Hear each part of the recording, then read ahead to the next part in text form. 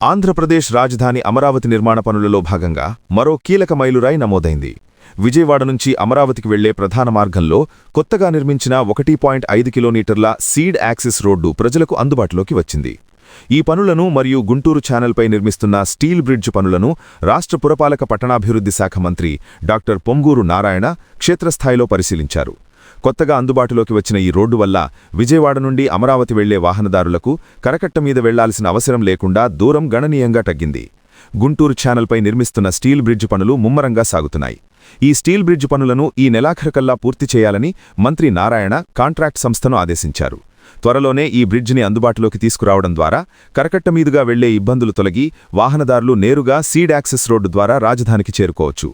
పనులు నాణ్యతతో వేగంగా పూర్తి కావాలని మంత్రి స్పష్టం చేశారు. రాజధాని ప్రాంతానికి మెరుగైన రవాణా సౌకర్యాలు కల్పించడమే ప్రభుత్వ ప్రాధాన్యత అని, సీడ్ యాక్సెస్ రోడ్డు పూర్తిస్థాయిలో అందుబాటులోకి వస్తే అమరావతి రూపురేఖలు మారిపోతాయని ఆయన ధీమా వ్యక్తం చేశారు.